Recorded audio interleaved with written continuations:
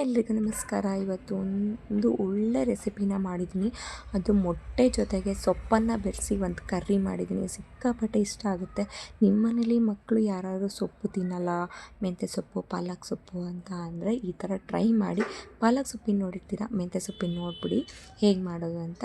ಒಂದು ಬಾಣಲಿಯಲ್ಲಿ 2 ಟೇಬಲ್ ಸ್ಪೂನಷ್ಟು ಎಣ್ಣೆ ಹಾಕ್ಕೊಂಡು ಒಂದು 2 ಮೀಡಿಯಮ್ ಸೈಜಷ್ಟು ಈರುಳ್ಳಿನ ಹಚ್ಕೊಂಡು ಚಿಕ್ಕದಾಗಿ ಎಣ್ಣೆಗೆ ಫ್ರೈ ಮಾಡ್ಕೋಬೇಕು. ಅದು ಸ್ವಲ್ಪ ಗೋಲ್ಡನ್ ಕಲರ್ ಬರೋವರೆಗೂ ಫ್ರೈ ಮಾಡಿಕೊಂಡ್ರೆ ಸಾಕು. ಇಷ್ಟು ಮಾತ್ರ ಇದ್ದರೆ ಸಾಕು. ಇದರಲ್ಲಿ ನಾನೀಗ 1 ಉಂಡೆ ಬೆಳ್ಳುಳ್ಳಿ ಹಾಗೆ 1 ಇಂಚಷ್ಟು ಶುಂಠಿ ಬೆಳ್ಳುಳ್ಳಿಗಿನ ಸ್ವಲ್ಪ ಕಮ್ಮಿ ಇರಬೇಕು. ಇದನ್ನು ಈಗ ನಾವು ಚೆನ್ನಾಗಿ ಮಿಕ್ಸ್ ಮಾಡ್ಕೋಬೇಕು. ನೆಕ್ಸ್ಟು ನಾವಿಲ್ಲಿ ಸೋಂಪು ಹಾಕ್ಕೋಬೇಕು. ಸೋಂಪು ಹಾಕಿದ್ರೆ ಸ್ವಲ್ಪ ಟೇಸ್ಟ್ ಬರುತ್ತೆ. ಏಲಕ್ಕಿ, ಚಕ್ಕೆ, ಲವಂಗ ಹಾಗೆ ಮೆಣಸನ್ನ ಹಾಕ್ಕೊಂಡು ಚೆನ್ನಾಗಿ ಫ್ರೈ ಮಾಡ್ಕೋಬೇಕು. ಯಾರ ಮಕ್ಕಳೆಲ್ಲ ಪಾಲಕ್ ಸೊಪ್ಪು, ಮೆಂತ್ಯ ಸೊಪ್ಪು ತಿನ್ನಲ್ಲ ಅನ್ನೋರು ಒಂದ್ಸಲ ಈ ಥರ ಟ್ರೈ ಮಾಡಿ. ಪಕ್ಕಾ ರುಚಿಯಾಗಿದ್ರೆ ಮಕ್ಕಳೆಲ್ಲ ಆ್ಯಕ್ಚುಲಿ ಮಕ್ಕಳಿಗೆ ಟೇಸ್ಟ್ ಫುಡ್ಡು, ನಾಲ್ಗೆಗೆ ರುಚಿ ಸಿಕ್ಕರೆ ಮಾತ್ರ ತಿನ್ನೋದು. ಈ ಥರ ಟ್ರೈ ಮಾಡಿ. ಹೆಲ್ತಿಯಾಗೂ ಇರುತ್ತೆ, ಟೇಸ್ಟೂ ಇರುತ್ತೆ. ಒಂದು ಮೀಡಿಯಮ್ ಸೈಜಲ್ಲ ಸ್ವಲ್ಪ ದೊಡ್ಡದಾಗಿರೋಂಥ ಟೊಮೊಟೊ ಹಾಗೆ ಒಂದು 4-5 ಮೆಣಸಿನ್ಕಾಯನ್ನ ಹಾಕ್ಕೊಂಡು ಅದು ಸ್ವಲ್ಪ ಬಾಯ್ಲ್ ಆಗಬೇಕು. ಬಾಯ್ಲ್ ಆದಮೇಲೆ ಒಂದು 6-7ವರೆಗೂ ಗೋಡಂಬಿನ ಹಾಕ್ಕೋಬೇಕು. ತುಂಬಾ ಚೆನ್ನಾಗಿ ಟೇಸ್ಟ್ ಕೊಡುತ್ತೆ. ಆ್ಯಕ್ಚುಲಿಗೆ ಕಾಯಿ ಕೊಬ್ಬರಿ ಏನೂ ಹಾಕ್ಕೋಬೇಡಿ. ನೋಡಿ, ನಾನಿಲ್ಲಿ ಮೆಂತ್ಯ ಸೊಪ್ಪು ಮತ್ತು ಕೊತ್ತಂಬರಿ ಸೊಪ್ಪನ್ನು ಹಾಕ್ಕೊತಾ ಇದ್ದೀನಿ. ಇಲ್ಲಿ ಪಾಲಕ್ ಸೊಪ್ಪು ಬೇಕಾದ್ರೆ ನೀವು ಯೂಸ್ ಮಾಡ್ಬೋದು. ಪಾಲಕ್ ರೆಸಿಪಿ ಆಲ್ಮೋಸ್ಟ್ ನೀವೆಲ್ಲ ನೋಡಿರ್ತೀರ, ಅದಕ್ಕೋಸ್ಕರ ನಾನು ಮೆಂತ್ಯ ಸೊಪ್ಪನ್ನು ಹಾಕಿ ಮಾಡ್ತಾಯಿದ್ದೀನಿ. ಇದೇ ಒಂಥರ ಡಿಫ್ರೆಂಟ್ ಫ್ಲೇವರು, ಹಾಗೆ ಟೇಸ್ಟು, ಸ್ಮೆಲ್ಲು ಎಲ್ಲ ಒಂಥರ ಡಿಫ್ರೆಂಟಾಗೇ ಇರುತ್ತೆ. ಇದನ್ನು ಸ್ವಲ್ಪ ಹೊತ್ತು ನಾವು ಚೆನ್ನಾಗಿ ಬಾಯ್ಲ್ ಮಾಡ್ಕೋಬೇಕು. ನೋಡ್ತಾ ಇರ್ಬೋದು. ಇದಕ್ಕೆ ಸ್ವಲ್ಪ ನಾವು ಖಾರದ ಪುಡಿ, ಅಂದರೆ ನಿಮಗೆ ರುಚಿಗೆ ತಕ್ಕಷ್ಟು, ಖಾರ ಕಮ್ಮಿ ಅಂತಾರೆ ಖಾರ ಕಮ್ಮಿ ಹಾಕ್ಕೊಂಡು, ನಾನಿಲ್ಲಿ ಅರ್ಧ ಟೇಬಲ್ ಸ್ಪೂನಷ್ಟು ಹಾಕ್ಕೊಂಡಿದ್ದೀನಿ.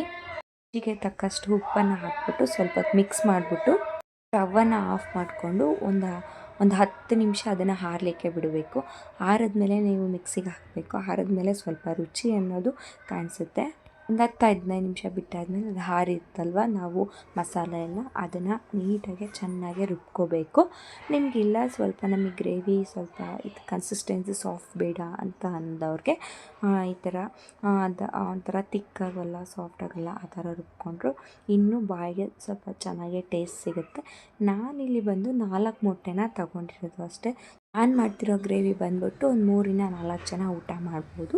ಮೊಟ್ಟೆನ ನೀವು ಇನ್ನೂ ಜಾಸ್ತಿನೇ ಆ್ಯಡ್ ಮಾಡ್ಕೋಬೋದು. ನಾವಿರೋದು ಇಬ್ಬರೇ ಅಲ್ವಾ, ಸೊ ಅದಕ್ಕೋಸ್ಕರ ನಾನು 4 ಮೊಟ್ಟೆನ ಯೂಸ್ ಮಾಡ್ತಾಯಿದ್ದೀನಿ.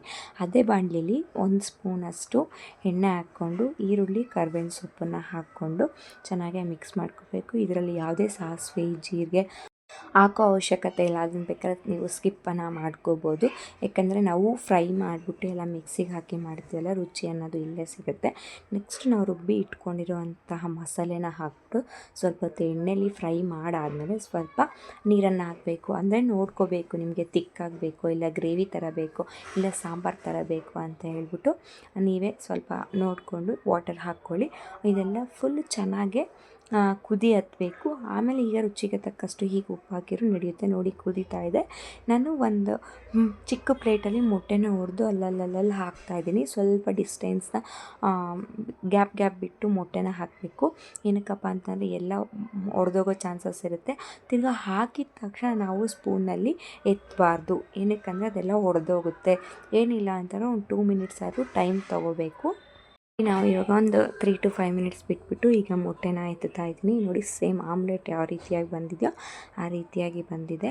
ಇದನ್ನು ಒಂದು 10-15 ನಿಮಿಷ ಕುದಿಯೋಕ್ಕೆ ಬಿಟ್ಟು ನೆಕ್ಸ್ಟ್ ನಾವು ಅದ್ರ ಮೇಲ್ಗಡೆ ಫೈನಲ್ ಔಟ್ಲಿಕ್ಕೆ ಏನು ಕೊಡಬೇಕಂತಂದರೆ, ನಿಮ್ಮ ಮನೆಯಲ್ಲಿ ಇದ್ದರೆ ಕಸ್ತೂರಿ ಮೇಥಿ ಅನ್ನೋದಿದ್ದರೆ ಆ್ಯಡ್ ಮಾಡಿ. ಕಸ್ತೂರಿ ಮೇಥಿ ಇಲ್ಲ ಅಂತ ಅಂದರೆ ಫೈನಲ್ಲಾಗಿ ಕೊತ್ತಂಬರಿ ಸೊಪ್ಪನ್ನು ಹಾಕ್ಬಿಟ್ಟು ಪ್ಲೇಟ್ಗೆ ಸರ್ವ್ ಮಾಡ್ಕೊಂಡು ತಿಂತಿದ್ರೆ ನೋಡ್ತಿದ್ರೇ ಬಾಯಲ್ಲಿ ನೀರು ಬರ್ತಿದೆ ನನಗೆ. ಆ್ಯಕ್ಚುಲಿಯಾಗಿ ಯಾವ ಮಕ್ಕಳು ತಿನ್ನಲ್ಲ ಅಂತಾರೆ, ಅವ್ರಿಗೆ ಕೊಡಿ, ಪಕ್ಕ 2 ಟೈಮ್ ಆದ್ರೂ ತಿಂತಾರೆ. ಭಾಳ ಚೆನ್ನಾಗಿದೆ, ಹಾಗೆ ತಿನ್ನೋಕ್ಕೂ ಅಷ್ಟೇ ರುಚಿಯಾಗಿದೆ. ಒಂದ್ಸಲ ಟ್ರೈ ಮಾಡಿ. ಇದನ್ನು ಚಪಾತಿ, ರೊಟ್ಟಿ, ದೋಸೆ ಪ್ರತಿಯೊಂದಲ್ಲೂ ನೀವು ಟ್ರೈ ಮಾಡಿ ತಿನ್ಬೋದು.